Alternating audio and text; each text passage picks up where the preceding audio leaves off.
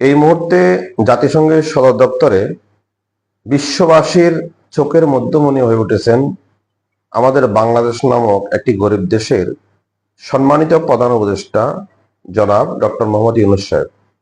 কেউ সেলফি উঠানোর জন্য লাইনে দাঁড়িয়ে আছেন, কেউ সাক্ষাৎকার নেওয়ার জন্য পিছে পিছে দৌড়াচ্ছেন। আমেরিকার প্রেসিডেন্ট যেভাবে উনাকে বুকে জড়িয়ে ধরে কোলাকুলি করলেন, এ যেন বাংলাদেশের 18 কোটি মানুষের সাথে কোলাকুলি করলেন। এবং প্রেসিডেন্ট নিজের থেকেই প্রস্তাব করছেন কিভাবে বাংলাদেশকে সহযোগিতা করা যায়। প্রেসিডেন্টের দেখা দেখি বিশ্বের অন্যান্য বড় নেতারাও ডক্টর ইউনূস তথা বাংলাদেশকে কিভাবে সহযোগিতা করা যায় সবাই যেন মুখিয়ে আছেন। বিগত 50 বছরের ইতিহাসে বাংলাদেশের জন্য এ যেন এক বিরল সম্মান।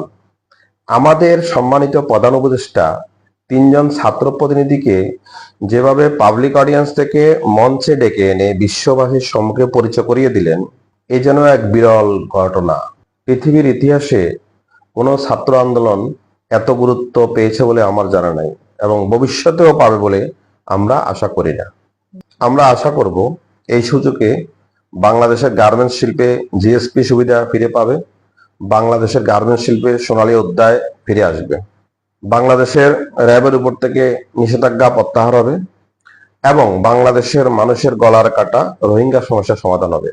আমার প্রিয় ফেসবুক এবং অনলাইন সমালোচক ভাই ও বোনেরা, দয়া করে আর সময় নষ্ট না করে এবার একটু সত্যকে সত্য বলুন, মিথ্যাকে মিথ্যা বলুন।